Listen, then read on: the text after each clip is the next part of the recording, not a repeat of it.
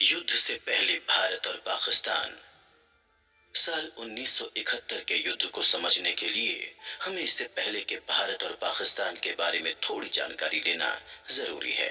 तो सन 1947 में जब भारत को आजादी मिली, उस वक्त देश को बंटवारे का दर्द सहना पड़ा था और मोहम्मद अली जिन्ना की मांग पर मुस्लिम मेजॉरिटी एरिया को एक नया देश बनाने की मांग उठने लगी।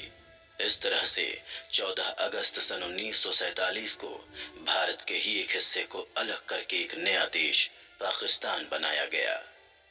मगर पाकिस्तान के बनने के बाद भी समस्या ये थी कि भारत में मुस्लिम पॉपुलेशन यानी आबादी ज्यादातर दो हिस्सों में थी। इनमें एक था वेस्टर्न इंडिया में और दूसरा ईस्टर्न इंडिया में। वेस्टर्न इंडिया का मतलब है राजस्थान, गुजरात, पंजाब और जम्मू कश्मीर का पश्चिमी हिस्सा, और ईस्ट इंडिया का मतलब है आज के समय में बांग्लादेश।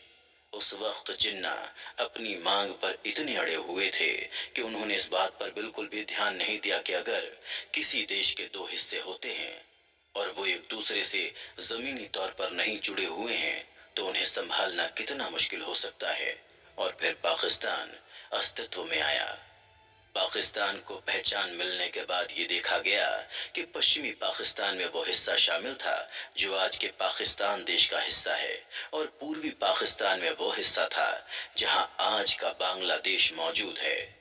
उस वक्त से ही पाकिस्तान की राजनीति में पश्चिमी पाकिस्तान ज्यादा जरूरी भूमिका निभाता था और पूर्वी पाकिस्तान के लोगों को इतनी ज्यादा अहमियत नहीं दी जाती थी। उस वक्त पश्चिमी पाकिस्तान के लोग बांग्लादेश के लोगों को पिछड़ी जाति के लोग कहा करते थे। उनका मानना था कि वो लोग सभ्य नहीं हैं, और उसी वक्त उर्दू को पाकिस्तान की राष्ट्रभाषा बनाने का ऐलान भी कर दिया गया था, जबकि पूर्वी पाकिस्तान में मौजूद एक बहुत बड़ी आबादी बांग्ला भाषा बोलती थी। साथ ही पश्चिमी पाकिस्तान में भी पंजाबी, सिंधी और बलूचिस्तान के लोग अलग अलग भाषाएं बोला करते थे। इस वजह से उस वक्त पूरे पाकिस्तान में इस बात को लेकर काफी नाराजगी भी देखी जाती थी। साल 1970 में जब पाकिस्तान के अंदर लोकसभा चुनाव हुए तो उस चुनाव में पूर्वी पाकिस्तान के शेख मुजीब उर रहमान जीत गए थे, मगर वो बांग्लादेश के थे। इसीलिए पश्चिमी पाकिस्तान ने उन्हें प्रधानमंत्री बनने का मौका ही नहीं दिया, और यहीं से शुरू हुई बांग्लादेश के आजाद होने की लड़ाई। मगर इससे पहले कि हम पूर्वी पाकिस्तान और पश्चिमी पाकिस्तान के बारे में और चर्चा करें, हम ये जानते हैं कि पाकिस्तान के अलावा भारत में उस वक्त परिस्थितियां कैसी थीं। भारत में उस वक्त इंदिरा गांधी प्रधानमंत्री के तौर पर देश को संभाल रही थीं। साथ ही पाकिस्तान के साथ पहले ही दो जंग हो चुकी थीं, और चीन के साथ भी तब तक भारत एक जंग लड़ चुका था।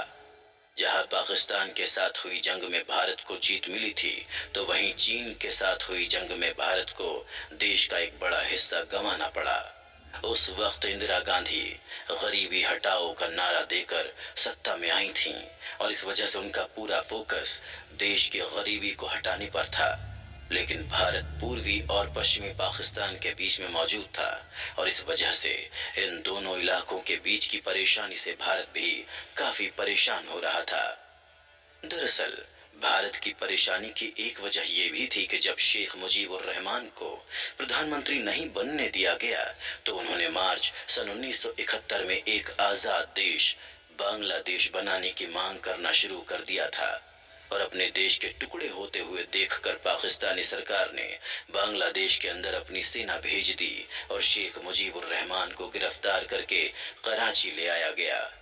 इधर पाकिस्तानी सेना ने बांग्लादेशी आम नागरिकों पर खुलेआम अत्याचार करने शुरू कर दिए, जहां हर दिन हजारों की संख्या में बांग्लादेशी आम नागरिकों को मारा जाने लगा था। आंकड़ों की माने तो करीब 30 लाख आम नागरिकों को उस वक्त पाकिस्तानी सेना ने मार दिया था, और इसके साथ साथ 4 लाख महिलाओं के साथ बलात्कार भी किया गया। और जब बांग्लादेशी नागरिकों पर इतने बड़े स्तर पर पाकिस्तानी सेना के द्वारा जुल्म किया जाने लगा तो लाखों की संख्या में बांग्लादेशी नागरिक इलीगल यानी कि असंवैधानिक तरीके से छुपकर बॉर्डर क्रॉस करके भारत में आने लगे और इससे भारत की सुरक्षा के साथ भी समझौता होने लगा। उस वक्त भारत की मौजूदा प्रधानमंत्री इंदिरा गांधी ने इन हालात को गंभीरता से लेते हुए उस वक्त के भारतीय थल सेना के कमांडर सैम मानेकशॉ को एक मीटिंग के लिए बुलाया और उन्हें पूर्वी पाकिस्तान पर हमला करके बांग्लादेश को आजाद कराने की मांग की। लेकिन तब मानेकशॉ ने इंदिरा गांधी से कहा कि बरसात के मौसम में बांग्लादेशी इलाकों में दलदल की समस्याएं बहुत ज्यादा होती हैं, इस वजह से अभी युद्ध करना ठीक नहीं होगा। वहीं इस मौसम में पाकिस्तानी सेना और चीन भारत के दूसरे तरफ के बॉर्डर से हमला कर सकते हैं। इसलिए सैम मानेकशॉ ने इंदिरा गांधी को दिसंबर तक इंतजार करने का सुझाव दिया, क्योंकि दिसंबर में लद्दाख क्षेत्र में बर्फ बहुत ज्यादा होने के कारण चीन के भारत पर हमला करने की संभावनाएं काफी कम हो जाएंगी। हालांकि इस दौरान भारत ने अपने सैनिकों को इस ऑपरेशन की ट्रेनिंग देना शुरू कर दिया था। साथ ही साथ भारतीय सेना ने मुक्ति वाहिनी को भी पाकिस्तानी सेना के खिलाफ लड़ने के लिए ट्रेनिंग देना शुरू कर दिया था। ये मुक्ति वाहिनी बांग्लादेशी क्रांतिकारियों का एक ग्रुप था जो बांग्लादेश को पाकिस्तान से अलग करना चाहते थे। भारत अब दिसंबर के महीने का इंतजार कर रहा था और जंग की सारी तैयारियां पूरी हो चुकी थीं।